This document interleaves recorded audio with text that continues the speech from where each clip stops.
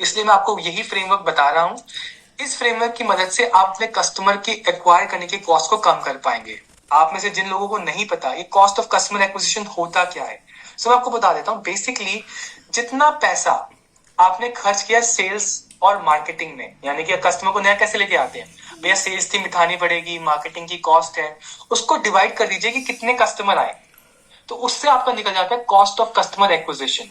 For example अगर आपने 1 करोड़ रुपए खर्च कर दिए 100 कस्टमर को लाने के लिए, यानी कि आपका एक कस्टमर आए 1 लाख रुपए में। अब आप पूछेंगे सर ये तो बहुत ज्यादा है। नहीं, ये डिपेंड करता है कि अगर आपके कस्टमर की लाइफ टाइम वैल्यू क्या है, यानी कि अगर आप एक कस्टमर को लेकर आए तो उसने आपको कब तक रेवेन्यू दिया। फॉर एग्जाम्पल अगर आपका स्कूल है, हो सकता है कि आपकी मार्क एक बच्चे को लाने की कॉस्ट 50,000 60,000 रुपए हो, लेकिन वो कम नहीं होगी क्योंकि स्कूल में बच्चा आपको एक बार नहीं पूरे सेमेस्टर यानी कि 10वीं 12वीं कक्षा तक आपको रेवेन्यू देके जाएगा। यानी कि कॉस्ट ऑफ कस्टमर एक्विजिशन किस पे डिपेंड करता है, वो अच्छा है बुरा है, वो डिपेंड करता है उस फैक्टर पे कि कस्टमर आपसे कितनी बार माल खरीद रहा है, कितना लॉयल है, उसका रीपर्चेज रेट क्या है। दोस्तों हमारे पास एक डेडिकेटेड फ्रेमवर्क है जिसका नाम है reduce cost of customer acquisition, जिसमें हम आपको लगभग 15 से 16 तरीके बताते हैं कस्टमर के कॉस्ट को रिड्यूस करने की,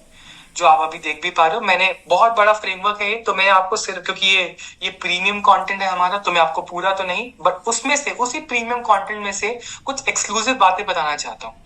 सबसे इंपॉर्टेंट, अगर आपको अपने कस्टमर की कॉस्ट एक्वायर करने की कॉस्ट को कम करना है ना, तो आपको ऑटोमेशन पे वर्क करना चाहिए।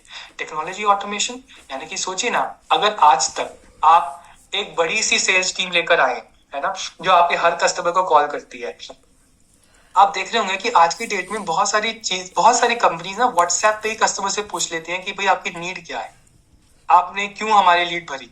उससे क्या हो गया कि बड़ी सेल्स टीम रखने की कॉस्ट को कम कर दिया, या चैट बॉट आपने देखा।